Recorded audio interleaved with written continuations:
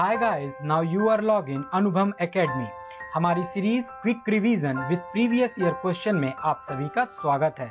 Channel को subscribe जरूर करें जिससे इसी तरह के वीडियोस आपको आगे मिल सकें। आज हम इसके पिछले वीडियो में जिस टॉपिक का क्विक रिवीजन किया है उसी टॉपिक से रिलेटेड क्वेश्चन हम सॉल्व करेंगे। ये सारे वही क्वेश्चंस हैं जो किसी न किसी एग्जाम में बार बार पूछे जा रहे हैं। तो दोस्तों, क्वेश्चंस को देखने से पहले आप उसको पॉज करें, उसके आंसर स्वयं दें रिवीजन नोट्स पढ़ने के बाद, और उसके बाद आंसर्स को देखें। आइए शुरुआत करते हैं पहले प्रश्न से। हम देखेंगे यूपीपीएससी मेंस 2010 में ये प्रश्न पूछा गया था।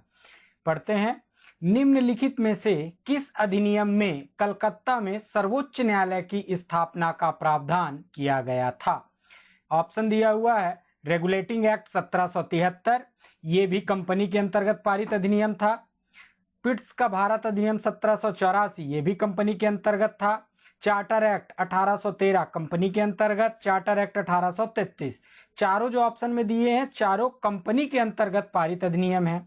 लेकिन सर्वोच्च न्यायालय की स्थापना हुई थी 1773 के रेगुलेटिंग एक्ट के तहत।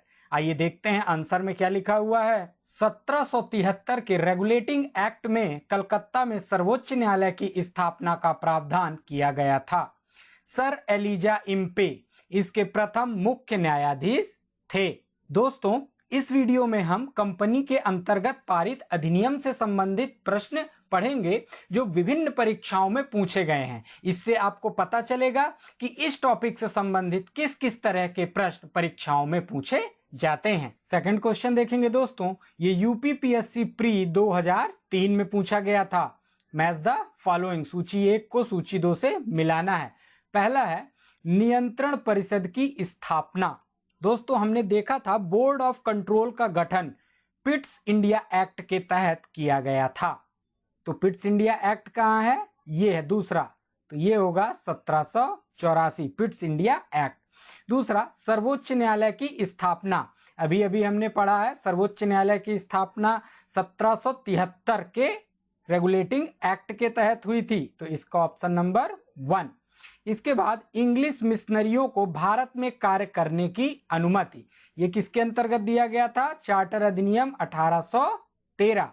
और गवर्नर जनरल की परिषद में कानूनी सदस्य की नियुक्ति, ये हमने देखा था 1833 के चार्टर अधिनियम में, जिसमें मैकाले को सर्वप्रथम कानूनी सदस्य के रूप में शामिल किया गया था। तो इसका सही ऑप्शन होगा हमारे पास 2, 1, 3 और 4।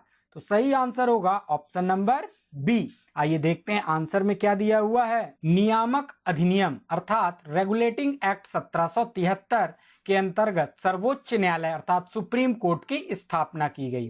पिट्स का भारतीय अधिनियम 1784, जिसके अंतर्गत नियंत्रण परिषद की स्थापना की गई। चार्टर अधिनियम 1813, जिसके अंतर्गत इंग्लिश मिशनरियों को भारत में कार्य करने की अनुमति प्रदान की गई। चार्टर अधिनियम 1833, जिसके अंतर्गत गवर्नर जनरल की परिषद में कानूनी सदस्य की नियुक्ति से संबंधित है। अगला प्रश्न पढ़ते हैं, निम्नलिखित में से किससे अथवा किनसे भारत में अंग्रेजी शिक्षा की नींव पड़ी? पहला 1813 का चार्टर एक्ट, दूसरा general committee of public instruction 1823, और तीसरा प्राच्यविद एवं आंग्लविद विवाद। नीचे दिए गए कूट का प्रयोग कर सही उत्तर चुनिए। ये क्वेश्चन पूछा गया था आईएएस में प्री 2018 में, और इसका सही आंसर है ऑप्शन नंबर डी, 1, 2 और 3 तीनों। आइए देखते हैं इसका आंसर कैसे एक्सप्लेन किया गया है। ईस्ट इंडिया कंपनी ने ओरिएंटल शिक्षा की प्रचलित प्रणाली को हतोत्साहित किया तथा पश्चिमी शिक्षा और अंग्रेजी भाषा को बढ़ावा दिया। 1813 के चार्टर अधिनियम में भारत में शिक्षा के प्रसार के लिए प्रतिवर्ष 1 लाख रुपए खर्च करने के प्रावधान को अपनाया गया। अर्थात 1813 के चार्टर अधिनियम के अंतर्गत 1 लाख रुपए के खर्च का प्रावधान शिक्षा में किया गया। 1823 ईस्वी में general committee of public instruction का गठन किया गया, जिसकी जिम्मेदारी शिक्षा के लिए 1 लाख रुपए देने की थी। समिति में 10 यूरोपीय सदस्य शामिल थे, जिसके अध्यक्ष लॉर्ड मैकाले थे। इसके बाद governor general Lord William Cavendish Bentinck 1828 से 1835 ईस्वी के शासनकाल में 7 मार्च 1835 को लॉर्ड मैकाले के प्रस्ताव को स्वीकृत कर भारत में अंग्रेजी को उच्च शिक्षा का माध्यम मान लिया गया। भारत में आंग्ल अर्थात एंग्लिस्टिक शिक्षा के समर्थकों के नेता ट्रेविलियन थे, जबकि H.T. प्रिंसेप प्राच्य अर्थात ओरिएंटलिस्ट शिक्षा के समर्थकों के नेतृत्व करता थे। अगला प्रश्न देखते हैं, किस अधिनियम के द्वारा ब्रिटिश संसद ने चाय और चीन के साथ व्यापार को छोड़कर ईस्ट इंडिया कंपनी के भारत के साथ व्यापारिक एकाधिकार को समाप्त कर दिया था? इसका सही आंसर है दोस्तों 1813 के चार्टर अधिनियम के अंतर्गत। इसके अंतर्गत एक और कार्य किया गया था जो अभी हमने पढ़ा है कि शिक्षा पर प्रति वर्ष 1 लाख रुपए खर्च करने का उपबंध भी इसमें किया गया था। आइए देखते हैं आंसर। 1813 के चार्टर अधिनियम के माध्यम से ब्रिटिश संसद ने चाय और चीन के साथ व्यापार को छोड़कर ईस्ट इंडिया कंपनी के भारत के साथ व्यापारिक एकाधिकार को समाप्त कर दिया था, जबकि 1833 के चार्टर अधिनियम द्वारा कंपनी के समस्त व्यापारिक कार्य समाप्त कर दिए गए तथा भविष्य में कंपनी को केवल राजनैतिक कार्य ही करने थे। अगला प्रश्न देखते हैं, ये IAS प्री 2019 में पूछा गया था।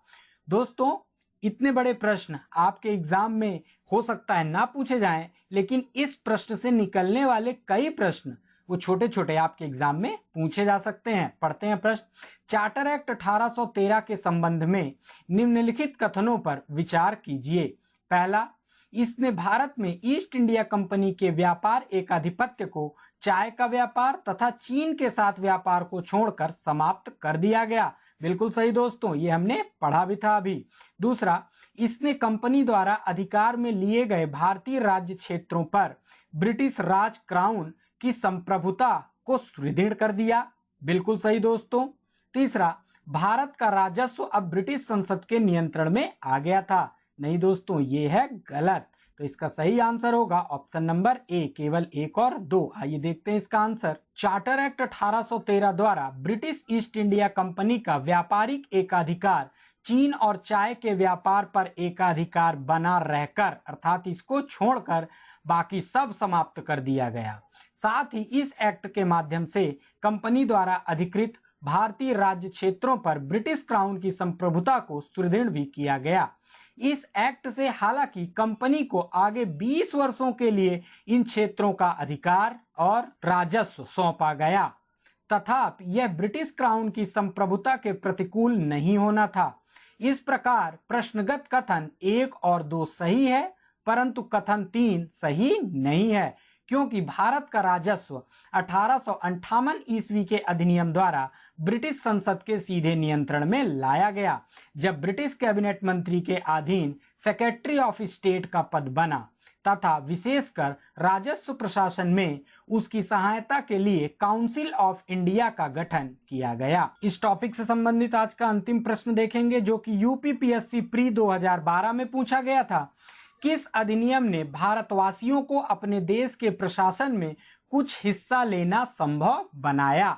इसमें दिया है charter act 1833, charter act 1853, government of India act 1858, Indian council act 1861। इसका सही आंसर है दोस्तों चार्टर एक्ट 1833 इसका सही आंसर है, जिसके अंतर्गत शासन प्रणाली का केंद्रीकरण भी किया गया था। आइए देखते हैं इसके आंसर को। चार्टर एक्ट 1833 की धाराओं में सबसे महत्वपूर्ण धारा संख्या 87 थी। दोस्तों इसको ध्यान रखेंगे, धारा संख्या 87, जिसमें यह कहा गया था कि किसी भी भारतीय अथवा क्राउन की देशज प्रजा को अपने धर्म, जन्म स्थान, वंशानुक्रम, वर्ण अर्थात कलर अथवा इनमें से किसी एक कारणवश कंपनी के अधीन पद अथवा सेवा के अयोग्य नहीं माना जा सकेगा। कालांतर में राजनीतिक आंदोलन में 1833 एक्ट की यह धारा प्रशासन में भागीदारी हेतु मुख्य आधार बनी। दोस्तों मैं जो भी आंसर बताता हूं स्क्रीन में आपके सामने दिखता है, जिससे अगर आपको सुनने में समस्या हो, समझने में समस्या हो, तो आप पॉज करके इनको स्वयं पढ़ सकते हैं। और मैं एक टॉपिक के सारे क्वेश्चंस जो एग्जाम में पूछे जाते हैं उनको मैं आपको देता हूं। इसी तरह के क्वेश्चन आपके एग्जाम में आगे भी पूछे जाएंगे। तो दोस्तों, चैनल को सब्सक्राइब जरूर कीजिएगा, जिससे इसी तरह के छोटे छोटे महत्वपूर्ण वीडियो आपको मिल सकें। नमस्कार दोस्तों।